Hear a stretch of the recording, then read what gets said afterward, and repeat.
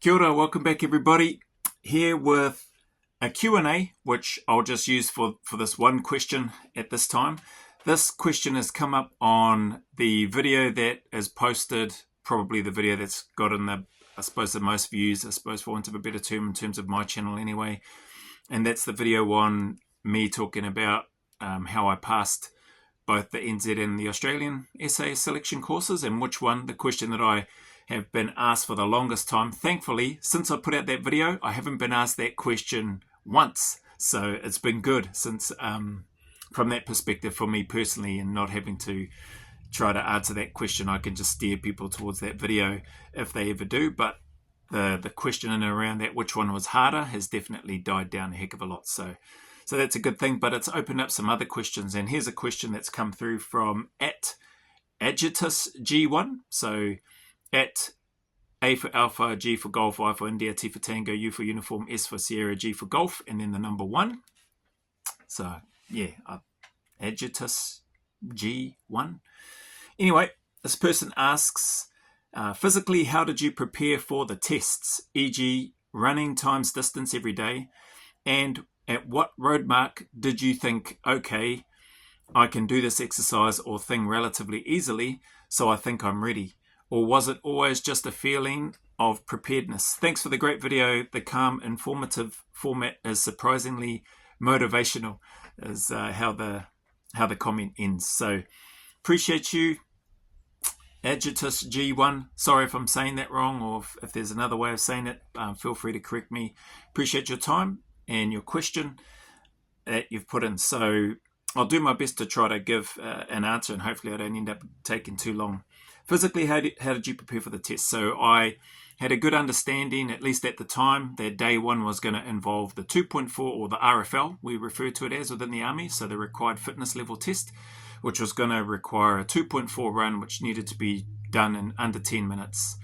Then it was going to require a certain number of push-ups to be done, pull-ups, sit-ups, and I don't think we did any bar dips, but I had been used to doing those 4 movements in particular because it became part of sort of normal infantry battalion PT. You do the 2.4, you come back, do push-ups, pull-ups, sit-ups, bar dips, or they might change the order around, but those were typically the 4 sort of main exercises that started to become fairly regular, at least in my time at 1st Battalion anyway.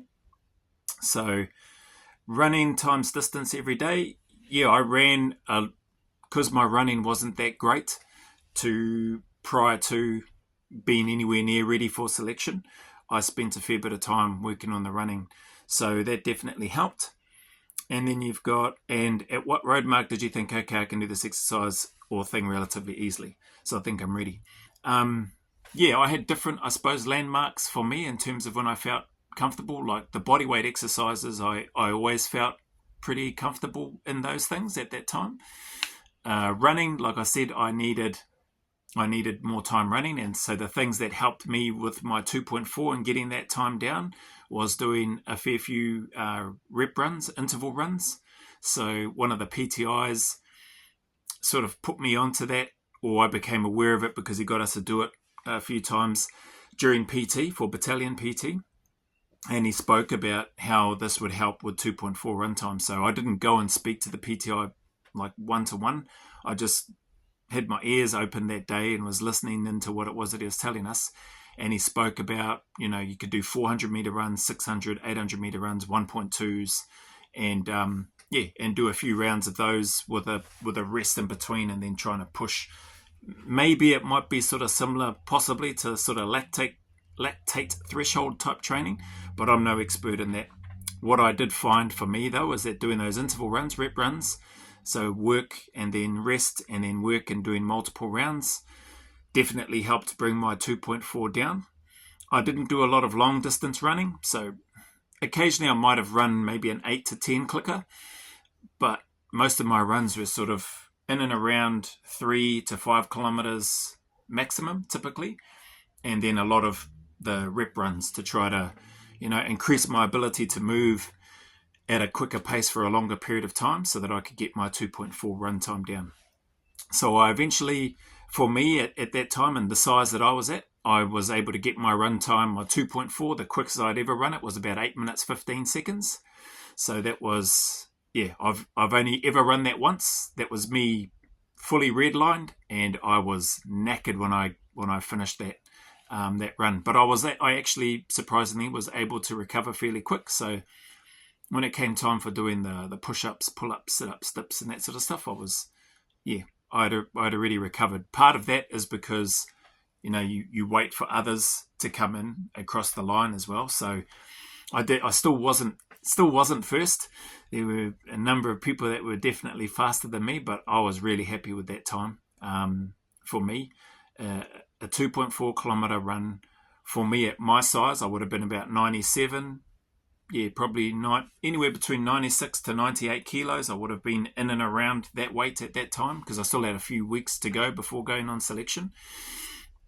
Yeah, I was a good size for me, and I was able to move well enough. So to your question around, where was it? At what road mark did you think for that run? Like even before then, I was already running a sub 9 minute 2.4, so I was happy. Like I felt, okay, cool. I can do this part. I can tick that box and know that I can do that. Then I knew that I could tick the boxes on the bodyweight exercises, so I knew those two things were done. Swimming was another part of it. So swimming for me, I had great help from a gentleman by the name of Daniel Cook, or Cookie. He went by, was otherwise known as. Yeah, awesome guy. I've got all the time in the world for that fella. Really helped me with my swimming. He would get up early and go to the pools. Encouraged me, but then on the back of that helped me to get up as well. He gave me some tips and that on the swimming, but also, just his example of the person that he was. So shout out Cookie, thank you, brother. So get up, go do the swims in the morning. Nothing like spectacular. It was a 25 meter pool. So what's that? 20 laps. Is that 500 meters or so? No, I'm not even going to try and work it out because then I'll be stuck here for ages. So yeah, 20 laps of a 25 meter pool there in Linton Camp, if it's 25 meters, and it really helped. First time I attempted to try to do 20 laps, so no tumble turn or anything. Like I'm not that guy that can do all that fancy stuff, but I could swim. But I couldn't swim for me that was a long period of time. Now 20 laps seems pretty easy. It's not long at all.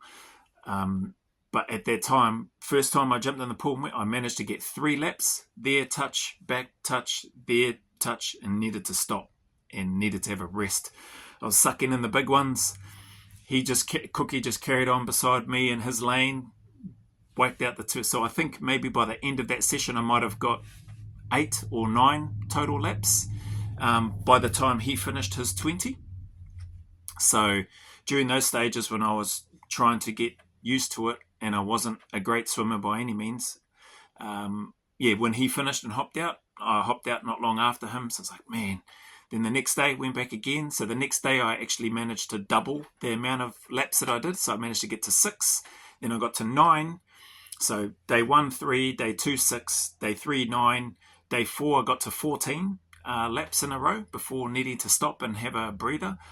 This whole time, I'm still getting lapped multiple times by Cookie up and down the pool, and then hopping out when he gets out.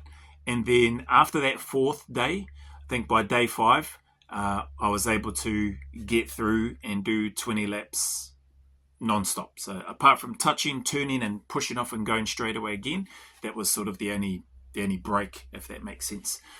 So once I was doing that, and then I was doing that consistently every day after that in the mornings before work, before company PT, battalion PT, I started to feel more and more comfortable about my swimming. Treading water, I was fine with that. Going underwater, at least for 25 meters, I felt comfortable in being able to do that. That's just like take a deep breath and then duck down, push off and go, and just stay calm and take nice long, well, at least for me, just as long as I could strokes and try and be as streamlined as I could during that. So those elements were okay, but it was the actual swimming which was a challenge for me, which took me some time. So that was that landmark. Swim pack march stuff, I felt like I was okay with the pack march, and activities, especially when we were doing things like the BET or battle efficiency test, and it was pretty sure it was 12 or 15 kilometers at that time. Like, I never felt like I struggled.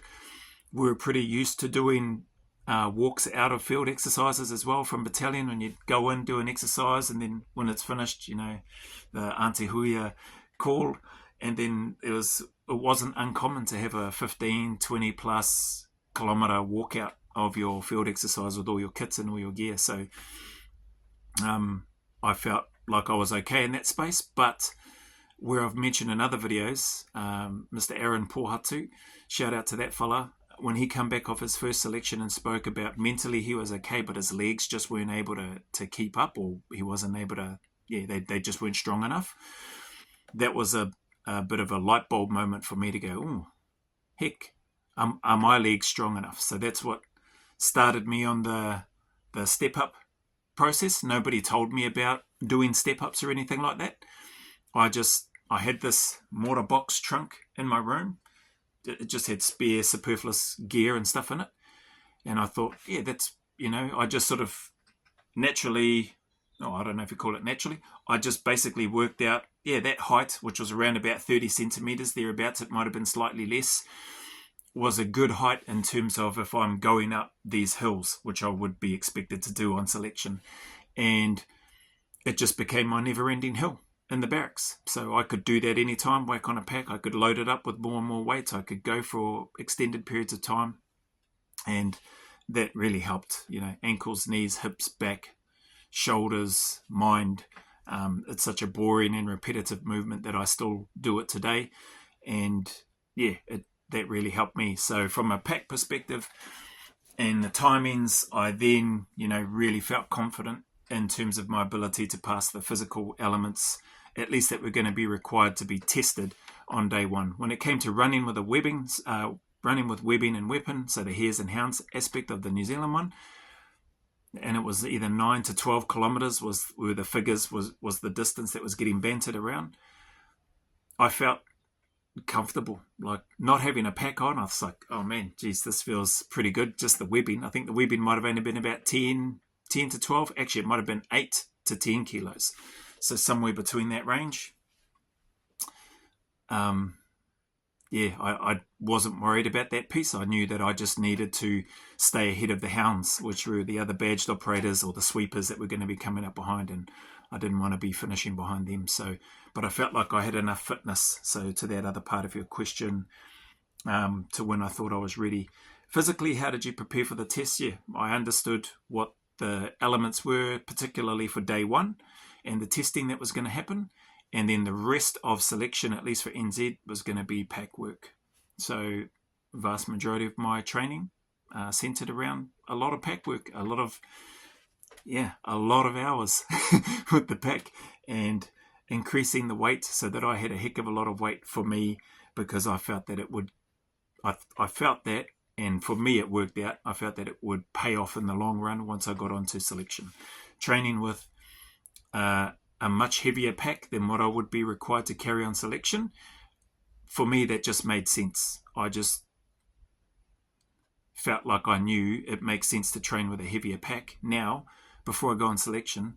So when I go on selection, that pack, even though I knew I was going to get broken down and feel tired and look weak and feeble and all that sort of stuff, psychologically for me, it always gave me more, knowing that I could do more, that I could put out more, because I had trained with a heavier pack and for long periods of time. So set time there. Hopefully that helps answer that question. And at what road mark did you think, okay, I can do this exercise? So each of those had their own, I suppose, little landmarks in terms of when I felt ready. But I think, it's I'm no rocket scientist, right? So I don't think what I'm saying is new or would be. I don't think it would be surprising to anybody, if that makes sense. That's probably the point I'm trying to make. You'll know within yourself, like I knew within myself, even though I was no physical training instructor, I had no qualifications in that sort of space, I knew what the timings and the standards were with regards to the movements, the exercises, the runs, the pack work, etc., especially for day one. So I knew that if I could meet those timings, be well within them, then I was going to be okay. So those were my landmarks. Those were my reference points that I could use as my guides, my markers, whatever you want to call them, which helped prepare me and gave me confidence to know that, cool, I'm good to go. So I think I've mentioned that in a whole bunch of other videos. You know, even when I meet with people one-to-one that are preparing for selection, like, do your research, find out what the activities are, find out what your timings are that you need to meet. Make sure that your training is centered around those things. Yep, if you're strong in certain areas, just maintain that stuff. If you're weak in other areas, dedicate some time, proper time to improving those areas of weakness.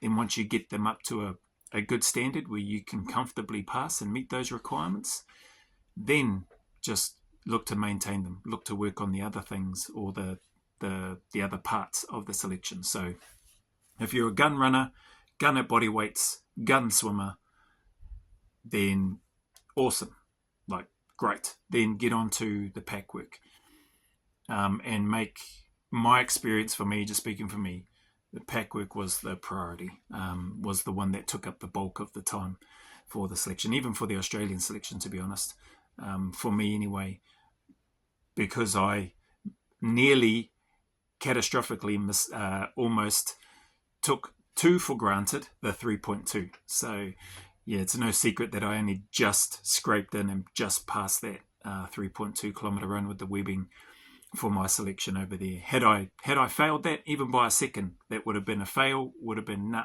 you can't come on this one. I would have had to reapply. I would have 100% gone away and made sure that I that I trained the house down to get that 3.2 sorted out. But thankfully, I just scraped in on that on the first attempt over there in Australia. So anyway, I hope that helps, Adjutus G1, with your question. Thank you for your patience. Thank you for your time. Thank you for the question. And yeah, that's all I have. That's all I have to say about that. Anyway, as always, thank you very much, everybody, for any of your time that you spend here on this channel. I sincerely do appreciate it.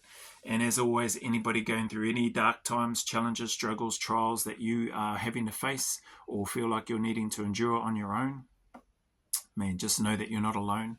Also know that, as difficult and as hard as it may be, I can attest to that, that if you need to reach out and ask for help, then I 100% guarantee there are people that are ready and willing to listen and to help and to be there for you. So, you know, if I can encourage you to reach out for help and ask for help, then I encourage you to do that.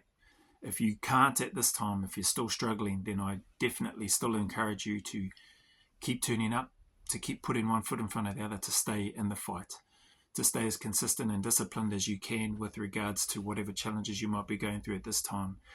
And just know and trust that there is a light at the end of the tunnel, that the sun will shine again, and that there are better days ahead. Better days are coming for you. They are closer than you think. So just keep pushing forward. Keep pounding the pavement, as difficult as that may seem at this time. So I appreciate you all once again. Remember, go always a little further. And who dares wins, and who cares wins as well.